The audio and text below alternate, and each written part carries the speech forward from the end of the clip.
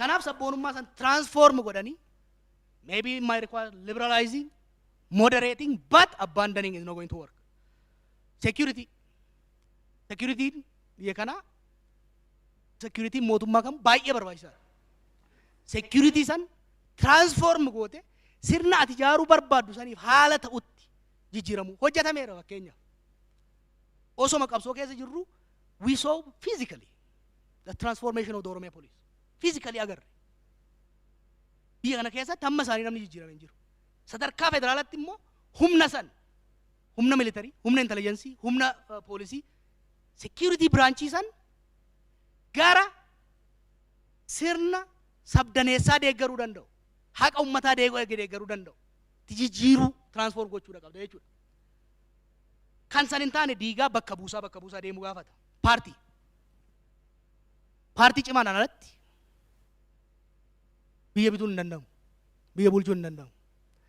Kanaaf paartii cimaa mootummaa geggeessuu danda'u ijaaruu irratti fuulleffannaan guddaan godhamuu qaba. Oromoon paartii hedduu waan qabuuf paartiilee san keessatti akkaataa hariiroo isaanii, akkaataa humna isaanii cimsan irratti wanni amma xaaraa jiru. Akkasumas immoo sadarkaa Itoophiyaatitti biyya bulchuu itti fufne. Akka kaleessatti garuu kophee saniin hin ta'u jechuudha.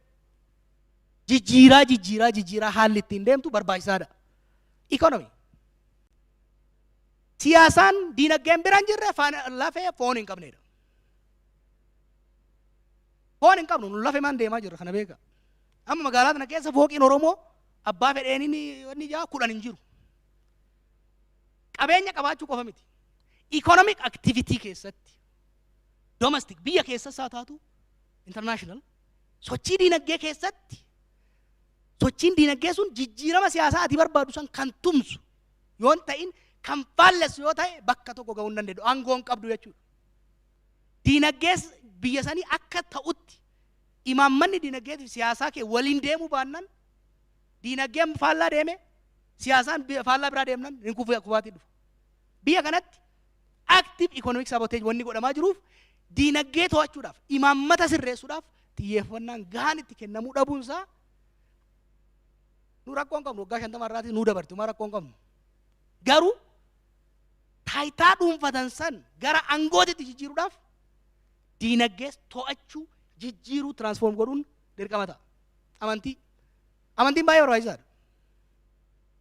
Amantii ati waan gaariif itti fayyadamuu baannaan kan siin formu sun hamtuuf itti fayyadamaa jechuudha. Biyya manni 99 ol rabbitti amanu keessatti akka jara keenya akka koministiititti amantii irraa dheessitee gara biraa deemuu hin dandeettu siyaasa.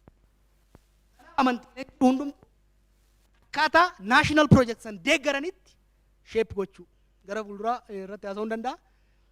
Amantiif siyaasaan fageenya siyaasaan amantii hundarraa fageenya walqixa equidistant taatee garuu amantii fi immoo kabaja walii tumsuu irratti foormulaa baaftee deemuu danda'uu qabda. Warra Chaayinaatti maal ta'e koministiidha isaanii miseensa sadii ta'uudhaaf rabbi dhabuu qabda jechuudha. Rabbiin tamannaan hin taatu. Riisarchii hojjete Stepan namichi jedhan tokko warri political science beekuun Alfred Stepan profeesara kiyya ture. Biyya san dhaqee riisarchii hoggaa godhu almost harki 85 kan ta'u warri Chaayinaa kuni koministoonni dhoksaadhaan rabbi wayii itti amanutti kadhatu jechuudha. Kana agarraa warri Chaayinaa rifate. Maal jedhanii dubbii rabbii tana dhiibuu hin dandeenyu. Dubbii rabbii tana itti godhuu qabna. Kanaaf maal godhan? Waajjira bakkeen amantaatitti simbooliin koominizimii, simbooliin Chaayinaa mootummaa Chaayinaa akka argamu gochuudhaan walitti firoomsuu irratti fuulleffatan jechuudha. Kanaaf instituutionisti ilaalu barnoota. Gama barnoota numaan jennu garuu falmaa nama torban kanaaf darbe goonu kun maaliif?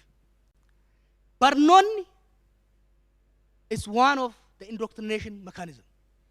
Dhaloota jalaa dhufu akka national project san kaayyoo sabaaf kaayyoo biyyaa san akka tajaajiloo kan barbaaddu taate imaammanni raawwiin barnoota deeggaruu danda'uu qaba jechuudha. Waliin deemuu integrative ta'uu danda'uu qaba. Complementary ta'uu danda'uu qaba. Your political project and your education project has to be complementary. Contradictory taanaan hookii barnootatu kufa, hookii siyaasatu kufa. Kanaaf dhimma roodmaappii irratti ciccinee kan falmi'u callisanii teoreetikaalii waan laalaniif callisaniitu waan kan warri waan san godhu waan godhan beekan jechuudha. Jarri keenya immoo fayyaalummaadhaan deemuun rakkoota akka fide miidiyaa keessattis miidiyaaleen jiran state miidiyaa tokko akkuma amma dura godhaa turre miidiyaa piroojaktii keenya gaggeessuu danda'u baay'inaan uumuu fi humna itti horu miidiyaa qabaannee garuu bakka irra geenye san kan hubatee gara fuulduraatti deemsisuu danda'u wantoota bu'uura oromummaa ta'an oromummaa teenya sabboonummaa teenya gadaa afaan oromoo tokkummaa saba kanaa cimsuu irratti kan felleffatu humna isaa dhaqqabbii isaa tadarraashina jedhan san bal'isaa deemuu barbaachisa. San bira dabaree miidiyaalee ormaa yookiin immoo state miidiyaan sun biyya kanatti state miidiyaan waan jiru natti fakkaatu yookiin privatize godhuu qabu miidiyaalee tana yookiin immoo akka state projectii ammaa kana warra amma taayitarra jiraa kun gargaaruu dandeessutti shape godhuu danda'udha. Federal Democratic Republic uumna jecha assimilationist centrist propaganda state media yoo oofu taate miilli kee gamana deema kubbaan gara biraa seentii jechuudha. Kanaaf wantoota akka kanaa irratti to'achuun barbaachisaadha. Waliigalatti amma irra jirru irratti waan irraa kaane hubachuun waan ammaan gabaabsee dhiyeesse kana sirriitti gadi bu'anii ilaaluun reconstruction implementation ascendance keessatti ciminaaf laafina nu mudate laaluun baay'ee barbaachisaadha. Lammaffaa bakka amma irra jirre kana tuffachuun sirrii miti. Ol kaasanii immoo of dagachuun sirrii miti. Jarri keenya tokko tokko akka amma ministeera taa'e wama waggaa dhibba barcuma sanarra taa'u itti fakkaata. No. In qabanna malee hin dhandhamanne iyyuu beekta. Kanaaf pillars of power kan jennuun sunsumaalee aangoo san jallifnees caccabsinees tottolchinees akka nuuf ta'utti karaa qabsiisuu baannan yookiin si jalaa kufee si kuffisa yookiin ol garagalee si waraana jechuudha. Pillars of power irratti fuulleeffatanii deemuun barbaachisaadha. Kanuma wal qabatee reefus anis boleen kaasaa ture paartiilee kan walitti fiduudhaaf hojii shanii ol waan xaaraa jiru turree jira. Amma gara dhumaatti geenye yoo rabbi nu gargaare yeroo gabaabaatti waan isin beeksinu jira. Dargaggeessa keenyaaf wanni waannu wanni an dhaammachuu barbaadu kuni akkuma reefu boleen jee qabsoo keessaniin abshaalummaadhaan bilchinaan tarsiimoodhaan humnaan osoo caalamaa jirtanii qawween osoo caalamaa jirtanii diinagdeedhaan caalamaa osoo jirtanii tokkummaadhaan caaltanii bilchinaan caaltanii jijjiirama fidanii jirtan.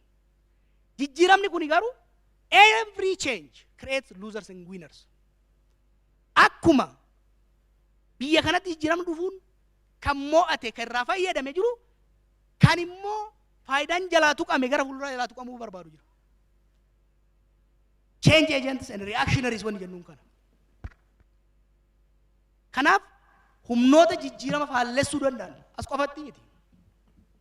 Afrikaa keessatti sochiin non-violent ta'e sochiin qawwee maleessa waggaa gabaabaa keessatti sirna abbaa irree Obaamaa nu harka itti kenne harka kennisiisuu wallaafaa miti. Kana dargaggeessi akka keessanii ollaa bakka adda addaa jiru gurra qeensa ija banatee waan laaluuf balaa uumaa jira. Ibiddi osoo itti hin qabatin asitti dhaamsuu barbaada. Warreen biyya kana keessa jiranis walleen orraa jiranis international actors dabalatee jijjiiramni amma Oromoon fide qeerroon fide kuni gara balaa hamaatti akka deemu barbaadu. Orma biraa jiilchuudhaaf. Arab Spring yaadattu? Arab Spring sirnoota abbaa irreetii fi warra abbootii irree kaayee duuban akka shaangulliitti deemuun san baay'ee waan rifachiiseef nan yaadadha. Tunisiaan successful taate. Ijiptitti aante. Waggaa ibiddi qabachuu eegalu warra Liibiyaatitti qawwee itti kennan. Namicha kufee ture bar. Liibiyaan har'a mootii 1999 qabdi jechuudha. Namni Liibiyaa ta'uu barbaadu hin jiru. Yaman dhufte.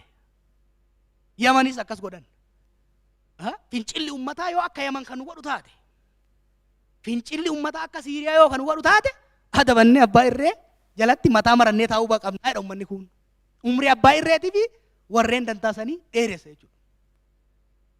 Kanaaf jijjiiramni kun akka kufuuf gara lamatti akka ba'u barbaadama baay'ee. Yookiin wal waraansa siivil waar dhufe xaariin qeerroo sun amma halkanii guyyaa qeerroo irratti wanti duulamuuf maali? Jijjiiramni qeerroon fide suni akka gara hamaatti konsekwensi hamaa uume namni biraa kanarraa akka hin baranne warri barbaadu jiru. Kun immoo mass movementiin sochiin uummataa kun aangoon uummataa kan mootummaa people power has become greater than state power. Kuni warra mootummaatti maxxanee duroomu waan miidhuuf ummata immoo waan aangeessuuf humna waan horuuf upside down godha formulaa jiru. Kanaaf bulchitoota keenyan biituun dimokiraasii ta'uu hin dandeessu abbaa irree ta'a. Cafallaqa ajjeesaa. Mangisti እኮ የለም እዚህ ሀገር መንግስት መሆን የሚታወቀው ከጨፈለክ ነው። kanatti oofuu barbaadu. Biyya kanatti garuu I want to warn. Biyyi kun amma booda hiree lama qofa qabdi. Takka sirna dimokiraatawaa federaalawaa sabaaf sablammoonni ifiin qe'ee ofii bulchanii gubbarratti ixxaa jirtu san waa akka qooda isaaniitti addaan qoqqoodatanii wal bulchan. Kanatti ce'uu dandeetti. Kanaa miti jennaan gara wal waraansa hamatti buuti. Wal waraansa hamatti buunan nutu kasaara. Maaliif nututti dhiige? Nututti xaare?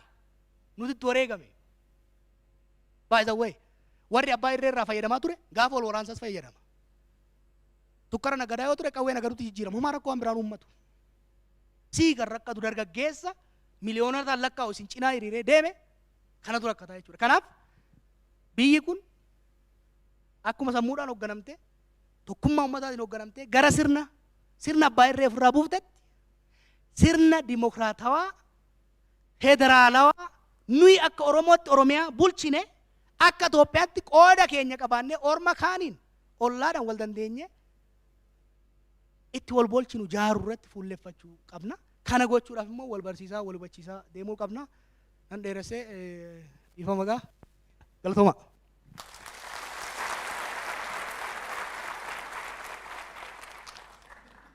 እሺ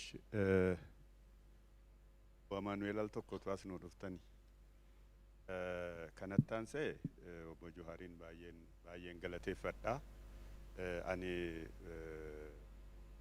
አንስለ ጀደ ጮንፌ ዋንን ጀደ ዲየሱ አየ የሮ ኬሰን ፉዳቹስ እንደንዳአ ለመፈታስ ሞከንት ዲየሰ ሰከንጀላ ባለስኔ ዋንን ስቴጂ ዳኒ በረበራኒ ፌዚ አፍሪቲ ቆዴቱዩ ሶቺ bilisummaadhaaf godhamaa ture naannoo keenya kan inni dhiyeesse bara isa duraa isa jalqabaatii kaasee akkamiin akka rezistansiin rakkinni saba keenya irra gahaa ture akka inni nama bachiisee kakkaasaa ture እንደገና immoo achi deebi'ee immoo wanti sun yeroo humni adda addaa biyya keessa ture rukutanii yeroo jiksuu danda'an yeroo dhumaaf yoo ta'e jedhe እንደገና immoo gara rivaayivaliitti dhufee kaalcharaali karaa aadaatiin karaa dhuma muuvimentii adda addaatiin consciousness saba keenyaa dammaqina saba keenyaa cimsaa akka dhufee isa booddee immoo akkuma jedhamee implementation waan sana እንደገና ኢምፕሊመንት ያከጎቹዳፊ ሰነ ቦዴ assumption of power and ascendancy ወይንም ታይታ ቀበቹዳፊ እና ዱመረት ከነነ ጀዴዴ ታይታ ቀበቹ ጀቹኒ ታይታ ዌልዲ ፓወር ዌልዲ ጎቹ ምን ማይኒ አካ በርባደን ይንት ፈየደሙኒ ፊ ፈዩማቸረታኡኒ አዳዳ ከንበርባቸሳ ታየ ጀዴ ፓወሪሰ ቀበመሰና ታይታ ሁምና ታይታ ሰቀበመ ሰና ጭምሰኒ ትራንስፎርሚ ጎዳኒ ደንታዋ ከራ በርባደኑዳኒ ሆጂራ ሆሹዳ በርባችሳ ደደ ከነረቲ ዋን ባየ በርባችሳ ከንታኒ ጀዳኒ ዶቡራ አደዳ ካሴራ ዋይ በርኖታ ካሴራ ዋይ ፖለቲካ ካሴራ ዋይ ኢኮኖሚ ካሴራ waa'ee security kaaseera militarii wajjin wal qabate kana hundumaa wajjiniin kana keessatti transformationii cimaa dantaa siyaasa nuyi foloo gochuudhaaf wayinam faana buunu akka inni nu hoogganee miidiyaanis utuu nafin isa waanuma saayidii tokko duwwaa qabatee odeessu duwwaa utuu hin ta'in akkuma democratic federalist systemii promootii gochuudhaa fi qophaa'uu qabaa kan jedhuudha. Dhuma irratti garuu implicitly kan inni jedhe biyya amma jirtu kana menteenii gochuun barbaachisaadha. Barbaachisuu kan inni ta'e jedhusi federal systemii wal gargaarree jiraachuu irratti dantaa keenyas utuu hin kennin naannoo keenyas dabarsinee utuu gara biraadhaaf hin dabarsin dantaa saba keenyaa kabachiisnee akka walqixxummaadhaan namni gara biraan nu murteessa utuu hin ta'in akka isa kanaan dura hiree keenya murteeffannee walqixxummaadhaan siistemii diimokiraataayitii ta'e dhaabuun barbaachisaadha. Kana ta'uu baatee jennaani yoo biyyi jigdee jettesi nuyi kan kasaru kan rakkatu nuyi. Innaa isa immoo gochuudhaa fi humnoonni adda addaa halkanii guyyaa hojjechaa jiru kana barachuu qabna nuyi. Karaa kanatti facaleessinee federal democratic systemii kana karaa itti cimsinee dhaabnee sabni keenya bu'aa isa barbaachisu gaheesaa argatee akka inni jiraatu sistemii isaaf inshuraansii kennu dhaabuutuyyuu nurra jira. Kanarratti qeerroon dargaggoonni barnoonni hundumti lafa jirtanutti baay'ee hiree guddaadha kan isin qabdanu kan jedhuudha. Yooni dogoggorsiisee jedhe dhiisaman gaafadha. Kanuma irratti gaa gaaffii goonaa gaaffii kaastuu. Ani gaaffiin ani dursa qabu obbo Leencoodhaa fi wanti jennu hin jiru wanta jedhamurra Oromoon waa'ee obbo Leencoos ta'e waa'ee dhaaba isaan keessa turanii jaarmiyaalee dhaabaa geggeessaa turanis qabsaa'ota jaalleewwan wajjin turanis Oromoof wanti himamus hin jiru. Qeeqni haaraan Oromoo biraa ka'us hin jiru akkuma isaan sila waan haaraa hin himuu jedhan sana. Har'a wanti guddaan seenaan Oromoo yoo ka'e jaarmiyaaleen jiran seenaan isaanii yoo ka'e qabsaa'onni adda duree keessaa sammuu Oromootaatti dhufan keessaa tokko obbo Leencoodha. Jaalleewwan umriidhaanis sadarkaa tajaajila qabsootiinis aarsaa kaffalameenis wal fakkaatoon hedduutu jiru. Nuti gaafa obbo Leencoofaas jaarmiyaa isaan hooggananis hooggantoota jaarmiyaalee kaanis waliin beeknu dhokannee akka awwaalchaatti raadiyoo dhaggeeffataa abbaan raadiyoo dhaggeeffachuun beekame waan ta'uu hin beekna. Kaasettiif reediyoodhaan kan ol kaane. Har'a ABO qabsoo seenaa Oromoo keessatti afaan guunnee har'a ABO jennee waamuu irra geenye kana jijjiirama dhufes eenyumtuu ni beekasii ni hubatasi sirriidha.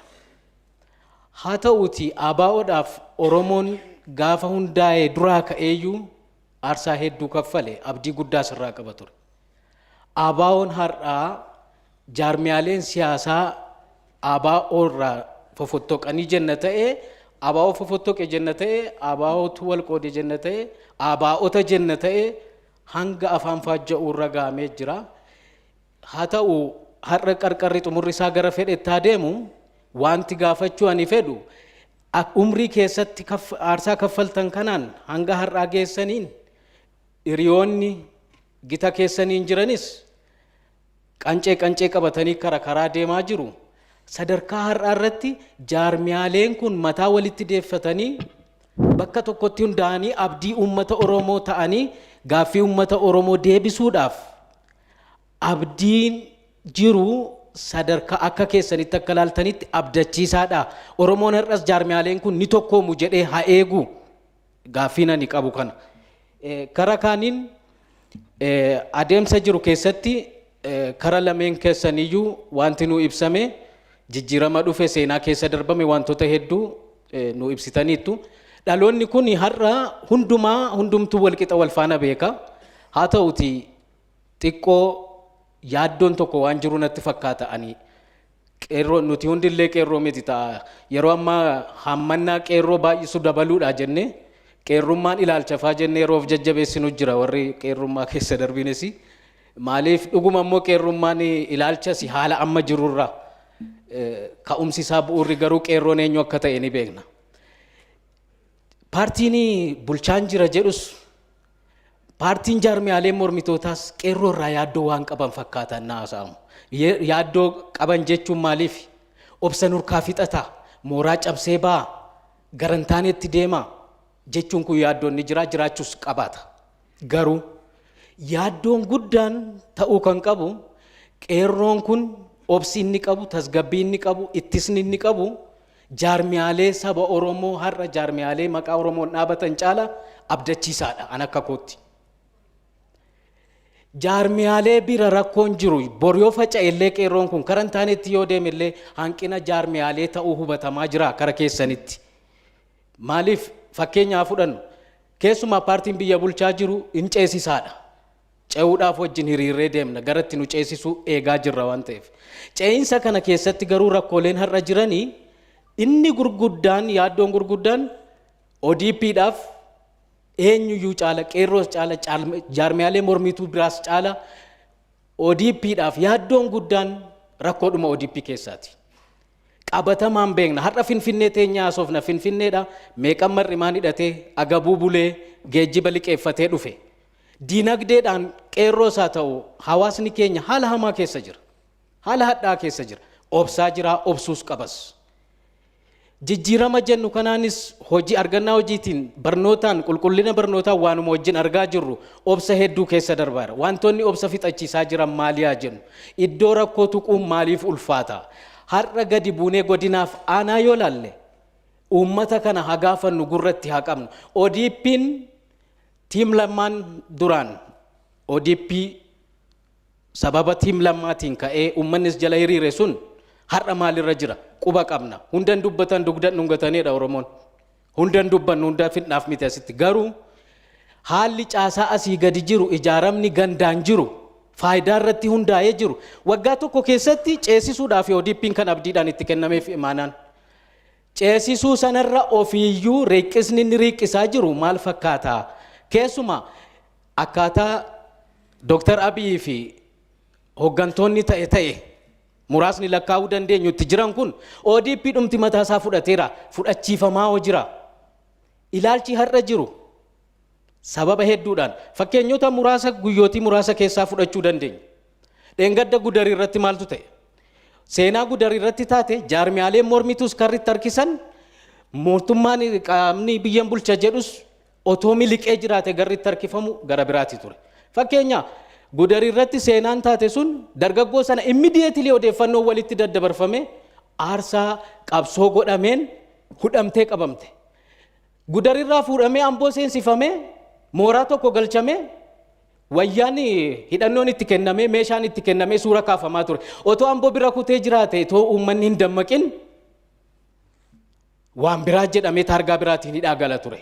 Uummanni hirkatti qabnaan hundumtuu aktiivistoonni ODP sas deebi'anii immediately labsanii seeraa ala gocha hin taane raawwatame jedhamuu jalqabe. Finfinnee keessatti poolisiin akka malee nama reebaa jira. Bishooftuu irratti militeeriin hidhannoodhaan ba'ee saamicha raawwataa jira. Amboo irratti militeeriidhaan wal qabatee yeroo darbe saamicha raawwataa ture quba qabna. Adeemsi caasaan nageenyaa, caasaan security jedhame caasaan umti mootummaa uummata hiraarsuutti bobba'aa jira. Kuni karaa baay'eedhaan laalla.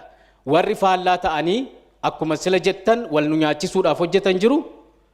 Kaayyoo keenya kallattii gachisiisuuf warra hojjetan jiru.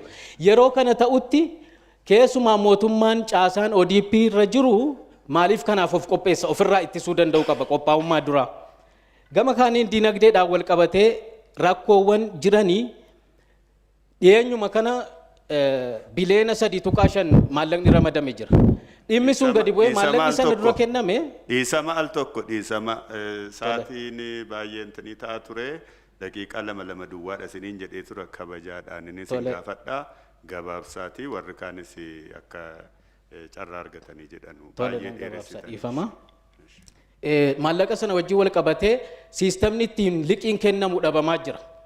Hadhaan hedduun ituu jiru maallaqni gadi bu'ee jedhamee dargaggoo gurra bu'eera dargaggoon itti fayyadamaa ta'an jiru dhimmi sun amma kaartaa warra keessanii yoo fiddan maleedhama abbaan ilmatti kaartaa gadi baasee kennu hin jiru. Siistamni wabii ogummaa seeraatiin yoo walitti qabamee hidhamee deeme siistamni ittiin wabii bifa jira biraan jijjiiran jira. Siistamni kun hojiitti hiikamaa hin jiru. Inni kun dargaggoodhaaf hafuura baafannaadhaaf karaan ittiin fala kennamu otoo itti yaadamaa deemedha. Kan biraa dhimmoota wanti ani gabaabsee dhuma irratti kaasu dhimma nageenyaa fi dhimma siyaasaatiinis haa ta'u rakkoon hudhaan Oromoon keessa jiru yeroo ammaa dhaabbilee jaarmiyaalee maqaa dha'uu sodaatu illee ni qaba. Yoo maqaa dha'e jaarmiyaalee isa maqaa dha'uu sodaatee paartii biyya bulchuu sodaatee akka itti hudhamee rakkataa jiru jira. Dhimmi Oromiyaa lixaarra jiru dhimma dhukkuba keenya hundaati. Rakkoo hamtuutu achi jira, rakkoo hadhaa jira. Dhimma sanaa fi akka keessanitti wanta abdachiisaan dhiyootti jiru maaltu jira? Yoo kana miti ta'e immoo haala amma jiruun maaltu deemee hamma yoomiitti amma eessaatti deema? Obsi waliif danda'uun walii baachuun kuni akkuma jedhame diina afaan banee alaanu eeggatu sanaaf akka waliin saaxille qophaa'ummaan keessaa homaa inni. Paartiin biyya bulchus jaarmiyaaleen siyaasaa kaanis hundumtuu maaltu irratti hojjetamee wanta abdii nama kennu wanti qabatamaa maaltu as bahuu danda'a waan jedhu sana otoo irratti xiyyeeffatamee moor ibsanuu gootanii jechuufanii galatooma dhiifama sa'aatii dheeraa fudhadhe. Guddaa galatooma. Carraa kana asirratti hirmaachuu kootiin guddaa gammadeera. Waan baay'een gaafadhu waan tokko lama. Tokko Obbo Jawaariin hin gaafadha. Seenaa Oromoo durarraa kaasee seenaa qabsoo Oromoo haala dhiyaateen baay'ee gabaabbatee akka namaa galutti dhiyaateera. Guddisaaf guddaa galatoomin jedha. Qabsoo qeerroo ammaa keessatti kominikeeshiniidhaan sochoosuudhaan gahee guddaa taphatte. Erga biyya dhuftees sochii gurguddaa gochaa turte. Haga asoosaatti naannoo Oromiyaatti alallee deemte. Uummata mari'achiisuu naannoo Oromiyaa ala jiran baay'ee deemte. Amma haalli keessa jiru haala sodaachisaadha. Filannoo itti deemna jedhamee murtaa'ee jira. Akkuma sila obbo Leencoon kaasanii yeroo tokko tokko irri waan nama dammaqsa nama naasisa. Filannoodhaan haalli itti deemaa jirru. Haalatti paartiin siyaasaa tokko iddoo tokko dhaqee filamuudhaaf wal sodaachisaa jiran irratti filannootti yoo dhufne the war of all against all waan jedhantu jira. Namni tokko iyyuu miliquu hin danda'u. Wal jeequmsaaf lola dhufaa jiru keessa nam tokkoon keenya miliquu hin dandeenyu. Utuma laallu amma yeroo qabna sanaaf tarkaanfii fudhachuuf. Gaafa yeroon dhumte garuu waan gochuu dandeenyu hin qabnu. Kanaaf uummanni keenya daayirekshinii tokko qabachuu qaba. Numtu mataan keenya warri hiriyoonni waliin oollu walumaan oolaa waliin nyaachaa waa'ee filannoo irratti waa'ee siyaasa biyya kanaa irratti yaada adda addaa qabna hin tokkoomne. Oromoo dhumti. Sana tokkummeessuu keessatti diyaaloogiin akkas akkasii godhamaa hin jiru. Namoonni dhagahamtii qaban public trustii qaban akkasii akka keessanii maaliif calliste amma baay'ee callistee jirta. Yeroo tokko tokko waan gurguddaan gaafa dhufu quuqama ibsita malee yookaan dhaabbilee akkaan keenyaa waldaan CDCB'n jira waldaan gaazexeessitoota Oromiyaa an irraa dhufee jira diyaaloogii adda addaa gaggeessuu dandeenya. OPN kan jedhu ammaaf laayisensii argannee ligaalaayiz hin taane malee diyaaloogii gochuudhaaf kan dhowwu hin jiru. Haala sanaan fayyadamuudhaan yaada burqiisuudhaan ajandaa uumne uummata keenya tokko taasisuu keessatti callistanii jirtu. Utuma laalluu garuu boolla qarqara deemaa jira. Kanaaf maaliif callistee maal hojjechaa jirta waan jedhu sii kaasuun barbaade. Gara obbo Leencootti gaafan kaasuu gaaffii tokkoon qaba. Yaadni isin sila kaastan yaadilee ijoo gurguddaa ja'a Oromoon gochuu qabu jettanii kaastanii baay'ee yaada amansiisaa fi gara fuulduraatti nama adeemsuudha. Muuxannoo keessan kitaaba irrattis barreessitaniittu yeroo adda addaas miidiyaa irratti dubbattaniittu muuxannoo keessan dhaga'uu baay'ee barbaanna ture. Haa ta'u garuu yaadawwan gochuu qabnu jettanii kaastanii istiraateejii ittiin gochuu qabnu immoo nuun keenya. Then how akkamitti kan jedhu yaadawwan gurguddaa ijoo gurguddaa jahan kaastanii Oromoon akkamittiin kan ammoo haa godhu. Haa tokkoomnuu qeerroon dhiibbaa uumuu qabaa. Jijjiirama dhufa kana eeggachuu qabaa. Carraan Oromoo harka galteetti deemtee yoo utuma quuqamnu yoo wal arrabsine ofuma arrabsa sabni kan biraa harka nuruu katabaa izoi. Yeroo baay'ee nan taajjabaa yeroo nuti wal arrabsuu jalqabnu nu cina dhaabatanii arrabsuudhaan nu gargaaru. Garuu kan isaan arrabsuun nu gargaaran nu cina dhaabbachuu fakkeessu malee nu kuffisanii kaa'anii reeffa keenya irratti ofii isaaniitii mana ijaarrachuudhaaf. Kanas dammaquu qabna. Kanaaf haala kamiin dubbii ijoowwan kaastan jahan immoo bira ga'uu dandeenya kan jedhudha. Guddaa galatooma. Guddaa galatooma. Hawaaqii Baqqalaan jedhama. Calqabarratti dhaabbanni marii akka kanaa qopheesse galateeffachuun barbaada. Yeroo calqabaaf kiisii mootummaa keessaa baatanii waan isinitti fakkaatu waan keessan amane hojjechuudhaaf waltajjii akka kanaa qopheessuu eegaltaniittu har'as waltajjii isin qopheessitan kanarratti argamne nus hirmaachuu keenyaaf carraa qabeessadha jechuun barbaada. Kun gara fuulduraatti illee cimee akka itti fufu abdii guddaan qaba. Ulfaadha jechuun barbaada. Itti fufee obbo Jawaariif obbo Leencoo calqaba obbo Leencoo kitaaba isaaniitiin isin beekna. The Ethiopian State at the Crossroad, Decolonization, Democratization and Disintegration kitaaba jedhu qabu. Kitaabni suni calqaba jechuudha. Ani barataa siyaasaati Yuunivarsiitii Finfinneetti gaafa arginu akkuma kitaabni qulqulluun afuura xuraa'aa jedhamu miti gara mana amantaatti. Afuura xuraa'aa sana seexanni maal iyyatee baqattu kitaaba sana namni arge hin baqata dur. Achuma keessa adeemsa keessa kitaaba sanallee amma sadarkaa dhoksuutti ga'aniiru. Kitaabni suni maaliif humna akkasii qabaate jennee gaafa kaafnu dhugaadha. Dhugaa waan dubbatuuf dhugaan waan keessa jiruu fi nama akka kanaa qabaachuu keenyaaf nullee carraa qabeenyaa dhaloonni har'a jiru carraa qabeessadha. Ulfaadha jechuun barbaada. Obbo Jawaar akkasuma galata guddaan qaba. Maal jedhu warri adii? Knowledge itself is power. Beekumsi mataansaa aangoodha. Beekumsa cimaa qabda. Beekumsa kana har'a dhaloonni jiru irraa fayyadamaa jiraachuun isaa carraadha. Sillee Rabbi nuu kenneera ulfaadhu jechuun barbaada. Gara fuulduraattis sila gaaffiin ka'e irra deebi'uun barbaadu akka nurraa hin callifne abdiin qaba. Kanatti fufee wanta ani kaasuu barbaadu qeerroon kan eenyuuti kan jedhamu qeerroo mataan isaanii beeka. Ani illee qeerroo mitanii qeerroo ofiin hin jedhu because gahee qeerroon taphate waan hin taphanneef ani qeerroo ofiin hin jedhu qeerroo mataan isaa beeka. Kanaaf irratti wal falmuun hin barbaachisu. Profeesar Mararaa natti fakkaatu galata guddaan qabaa fi sadarkaa baasaa turan. Akka isaanillee miti ormi kanuma kooti jedha konfidensiitiin inni kan asuma beetu kiyyaa'edha. Wal loluun hin barbaachisu. Uummanni Oromoo bal'aan ni beeka waan ta'eef. Kanaaf hojii ofii dubbachaa jira waan ta'eef eenyu faayidaa uummata Oromoof dhaabbatee eenyutu kaleessa ture har'a hoo eenyutu jira kan jedhu uummanni Oromoon beeka. Faayidaa dhuunfaaf yoo ta'e malee wal loluun hin barbaachisu waan jedhu kaasuun barbaada. Kan biraa carraan biyya bulchuu ijoollee abbaa gadaa harkatti kufeera gaafa jennu isa kana gama lamaan ilaalan. Isin maal jettu waan jedhu waan qabuuf jechuudha. Tokkoffaa uummanni ijoollee abbaa gadaatu biyya bulcha waan ta'eef xisximbisiin hin barbaachisu wanti jedhamu yoo jiraate sirrii miti kun. Fooyya'uun irraa eegama namni gaafa dogoggoru because waan baay'ee xiqqoo gara dogoggoraatti nama oofuu kan danda'u baay'ee argineerra. Isa akka hin uumamne dubbachuun illee hin barbaachisu wanti jedhamu jira jechuudha gama mootummaatiin. Kuni sirrii ta'uu dhiisuu qaba jechuudha. Kan biraa ormillee jechuudha. Taraan kan isaaniiti. Amma dabareen kan isaaniiti. Waan jedhu qaba jechuudha. Filosoofii akka kanaa uffatee ufa kun immoo uummata keenya akka inni callisu taasisaa jechuudha. So uummanni bal'aan faayidaan uummanni bal'aa har'a maalirra jira boroo garamitti deema kan jedhu isa kana gaaffii guddaa natti ta'ee jira jechuudha. Gama lamaaniitinuu baalaansi wal godhanii deemuun hin barbaachisu kan jedhu. Kan biraa mormitoota keenya irratti isinillee kaaftaniittu foon opposition waan jedhu jira. Mormituu sobduu kan mootummaan peeroolii irratti hundeessee kaffaluu fi kaleessa isaan kun baay'een turaniiru jechuudha. Har'a akka mormitoonni keenya yookaan immoo dorgomtoonni keenya walitti dhufanii tokko hin taasifne isa kanarratti maal hubattanii?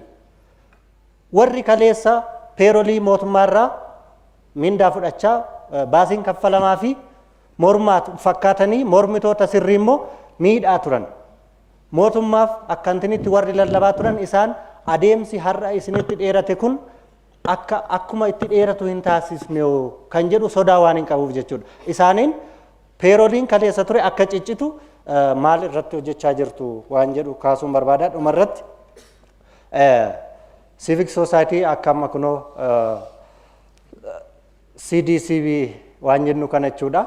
Isaan akka kana warri mootummaan qindeessee yookaan achi immoo qaamni biraa qindeessee qaama biraaf odeessu otoo hin taane warra dhugaarratti hundaa'ee gahee kaayyoo uumamaniif galmaan gahuuf warra hojjetu kana warra akkasii akka babaay'atan hojjechuu irratti maal gochuu qabnaa nu hundi keenyu maal gochuu qabnaa kan jedhu keessumaa obbo Jawaar otoo yaadannoo kennitan jechuudha.